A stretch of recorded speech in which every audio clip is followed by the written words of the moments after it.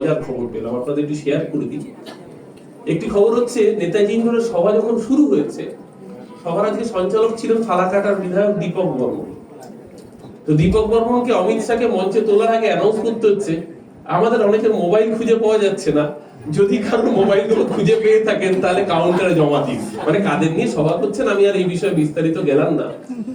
আরো মজার ঘটনা ঘটলো, একটু আগে অমিত শাহ বলতে উঠে রাজ্য সভাপতি, বিজেপি রাজ্য সভাপতি, আমি তার কতটা মজবুরি হয়ে পড়েছে আমি জানি না, সুকান্ত মজবুরদার বলে সম্বোধন করলেন। ওনার কতটা মজবুরি যে এরপরে উনি রাজ্য সভাপতি এবং হাফ প্যান্ট মন্ত্রী দুটোই থাকবেন সেটা আমার জানা নেই, কিন্তু শুনতে শুনতে সত্যি মনে হচ্ছিল যে এই দলটা আসলে সত্যি কি দেশের মানুষের জন্য ভালোবাসে, দেশের জন্য দেশপ্রেমী এই দলটা।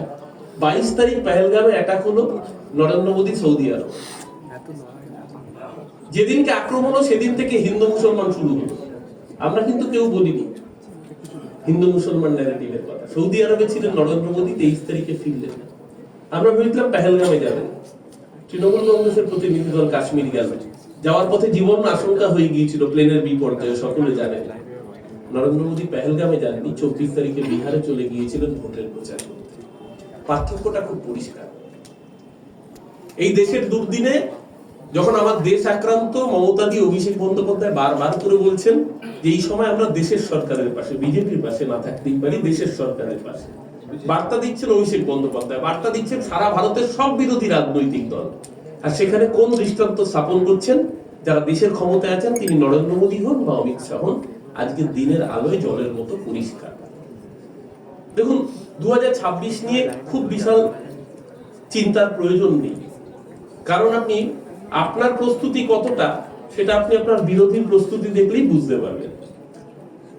গত নেতাজি ইন্ডোরের সভায়, মানে যেটা আমাদের সভা ছিল, আপনাদের মনে থাকবে, সেই সভায় মমতা দি টার্গেট বেঁধে দিয়েছিলেন, গতবার আমরা 214 পেয়েছিলাম, এবার তার থেকে অন্তত একটা বেশি আসনে আমরা লড়ার জন্য, জয় জেতার জন্য ঝাঁপাবো তৃণমূল কংগ্রেস, 215। অভিষেক বন্দ্যোপাধ্যায় সেই কথাই বলেছেন। আচ্ছা, আমরা সবাই জানি মাধ্যমিক পরীক্ষার পরে লোকে উচ্চ মাধ্যমিক পরীক্ষা দেয় 2 বছর পরে। উচ্চ মাধ্যমিক পাস করলে গ্র্যাজুয়েট হয়, তারপর মাস্টার্স ডিগ্রি করে, তারপর পোস্ট গ্র্যাজুয়েট করে, তারপর কেউ এমফিল করে, এমফিল তো তুলে দিচ্ছে কেন্দ্রীয় সরকার, এখন পিএইচডি করে, কেউ পোস্ট ডক্টরেট করে, ধাপে ধাপে ওঠে। কোনোদিন কাউকে দেখেছেন কেউ মাস্টার ডিগ্রি পরীক্ষায় বসেছে, সেখানে ফেল করেছে, তারপর বলছে পরের বার আমি উচ্চ মাধ্যমিক দেব? দেখেননি তো। বিজেপি করেছে, গতবার বলেছিল না আপকি বাদ 200 পার, এবার শুভেন্দু শুরুই করেছে, এবার 180 দিয়ে। কাউকে দেখেননি 200 থেকে লোকে 201-এ যায়, 202-এ যায়, ও 200 থেকে নিজেকেই 180-তে নামিয়েছে। আমি তো বলি শুভেন্দু আমাদের লক্ষ্মী। এই লক্ষ্মীটা যতদিন থাকবে, তৃণমূল কংগ্রেসের অগ্রগতি, উত্থান, জয়যাত্রা কেউ আটকাতে পারবে না। শুভেন্দু গতবার বলেছিল আপকি বাদ 200 পার, গঙ্গা পেরোতে পারেনি, বাংলার মানুষ পগার পার করে দিয়েছিল। উল্টে মমতা দিকে 214। এবার লোকসভায় বলেছিল আপকি বাদ 30 পার, বাংলার মানুষ মমতা দিকেই 29-এ করে দিয়েছিল। কার্যত 30ও হয়ে যেত।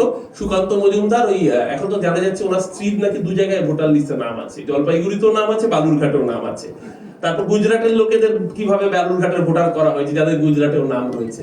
তো সেগুলো যদি আগে ধরা যেত, সুকান্ত মজুমদারও চলে যেতেন প্রাক্তন সাংসদ হয়ে। আর আপকি বাদ 30 পার কার্যত 29-এ মমতা বন্দ্যোপাধ্যায়কে বাংলার মানুষ বিজয়ের রথে পৌঁছে দিয়েছেন। তাই লড়াইটা শুধুমাত্র তৃণমূল কংগ্রেসের সরকার গঠনের নয়, গোটা রাজ্য জুড়ে একটা এভিল নেক্সাস। সেই নেক্সাসের একটা অংশ হচ্ছে বিরোধী রাজনৈতিক দল। আর এই রাজ্যে কিছু অতৃপ্ত প্রেতাত্মা রয়েছে, যারা মমতা ব্যানার্জি যে কাজই করবে সেই কাজেই কোর্টে যাবে।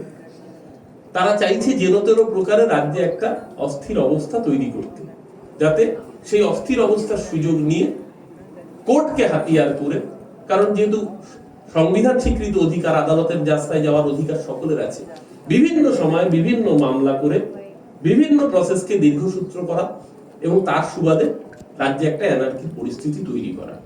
আমরা বলছি যে ঘটনা ঘটেছে সেই ঘটনা নিশ্চিতভাবে কাঙ্ক্ষিত নয়, কিন্তু সেই সুযোগকে কাজে লাগিয়ে একটা সেকশন যখন রাজ্য জুড়ে অস্থিরতা তৈরি করবার চেষ্টা করছে, রাজ্যের মানুষ জানেন বিগত 14 বছরের অতীত অভিজ্ঞতায় মমতাদির হাতেই রাজ্যের মানুষ নিরাপদ, নিশ্চিত। তাই আগামী 2026-এ চতুর্থবারের মতো মা মাটি মানুষের সরকার গঠিত হবে মমতাদির নেতৃত্বে, অভিষেক বন্দ্যোপাধ্যায়ের সেনাপতিত্বে।